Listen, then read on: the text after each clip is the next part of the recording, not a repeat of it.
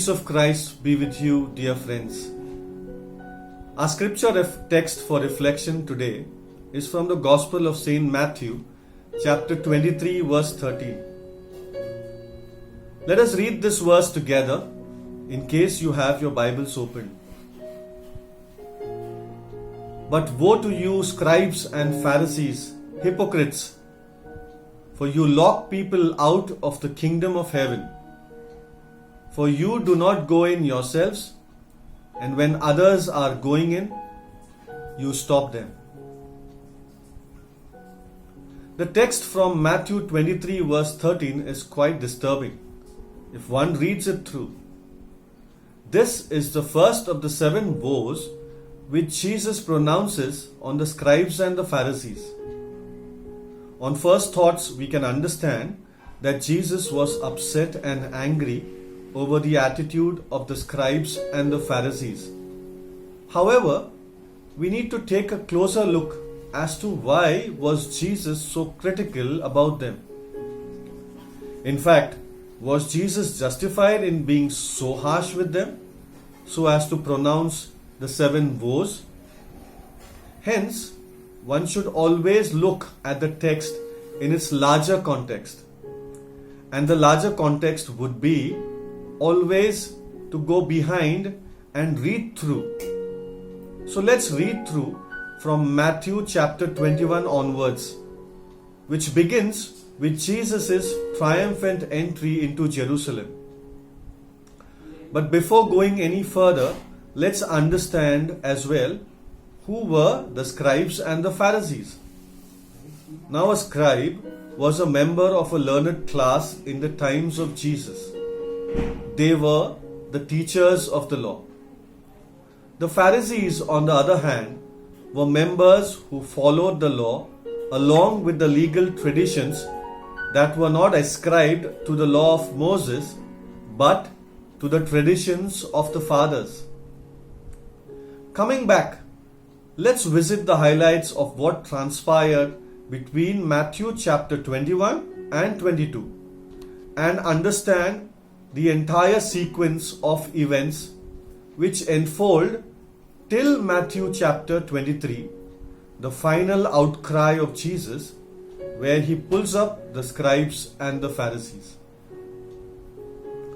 Matthew chapter 21 begins with the celebration of Jesus' triumphant entry into Jerusalem, with the children shouting, "Hosanna to the Son of David." And later, the cleansing of the temple, quoting the prophet Isaiah for profaning the temple, which is the house of prayer. In spite of the many healings in the temple, which surely everyone witnessed, it further hardened the hearts of the chief priest and the scribes who continued questioning Jesus. Further, the following morning, we see the cursing of the fig tree, a reminder to all of us to bear fruit in season and out of season. Jesus was further questioned again on his authority to perform miracles by the chief priests, to which he had a counter question ready and which we all know they could not answer. Then came the parable of the 2 sons, again directing this to the teachers of the law and the Pharisees, as to which son did the will of the Father. And we know who did.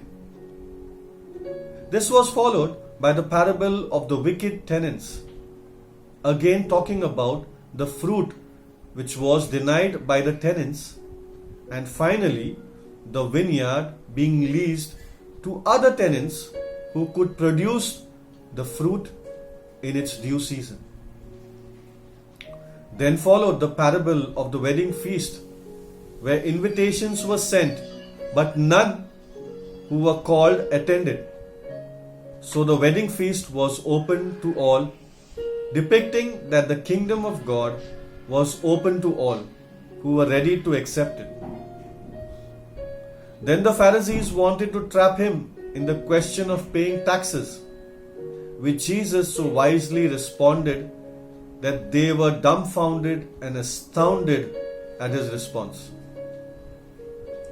The Sadducees later jumped the bus and hoped to stump Jesus with an unanswerable question about the resurrection, quoting Deuteronomy chapter 25 verses 5 and 6. Jesus countered them as well and rebuked them for their lack of knowledge of Scripture and the power of God. Jesus' test continued when one of the lawyers asked him a question on which was the greatest commandment, to which Jesus quoted Deuteronomy chapter 6 verse 5 and Leviticus chapter 19 verse 80, summed up as the love of God and love of neighbor. Then came the final outburst in Matthew chapter 23 verse 1, where Jesus now opens up the entire discourse by outlining one by one the hypocrisy of these scribes and Pharisees. Jesus starts off positively, asking the crowd to practice and observe whatever the scribes and the Pharisees tell them, but not to do as they do, since they don't practice what they preach. Jesus came to fulfill the law in its entirety and encourage Israel to observe the same. However, he disowned certain human traditions of the Pharisees that were making void the word of God. During the time of Jesus, the oral law came to be revered so highly that it was said to go back to Moses himself and to have him transmitted over the centuries orally, paralleling the entire written law that also derived from him. This is exactly what the Pharisees believed, and also it was these traditions that Jesus condemned. They exalted themselves and looked down upon people. They separated themselves from the flock of God and became self-righteous. This made it hard for the people to understand the heart of God. The whole idea of a loving God was hidden behind these so-called traditions. It was like shutting the door of the knowledge of the kingdom of God to their own brothers, the fellow Jews. With this, they themselves were far from the knowledge of God and thus closed the doors on knowing Him intimately and experiencing His great compassion and mercy. Right enough, this was the first woe that Jesus pronounced because He understood how important it is to teach the law in its right spirit. What then is the message you and I should take from this reflection?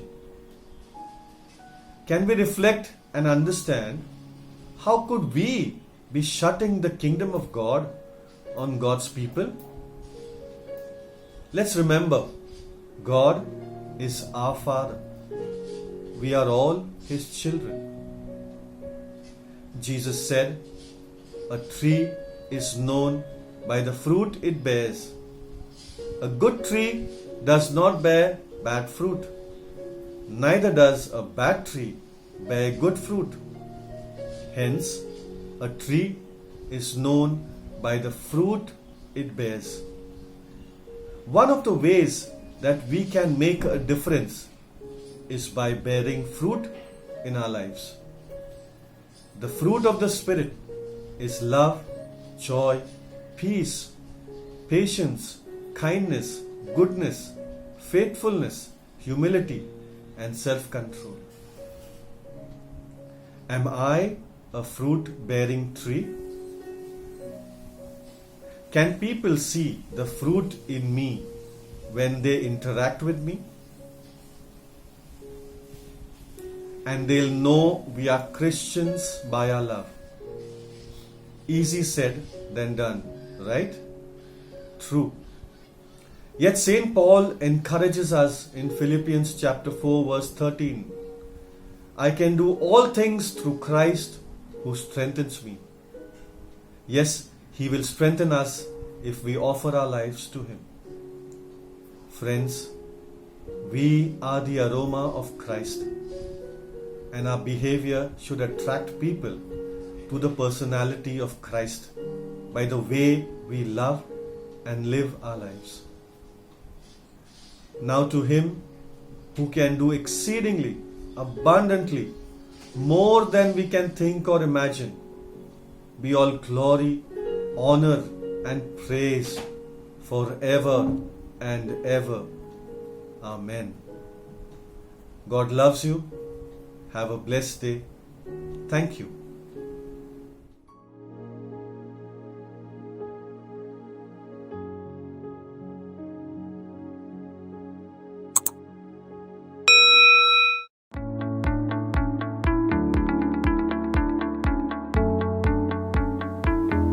My sheep hear my voice, and I know them, and they follow me.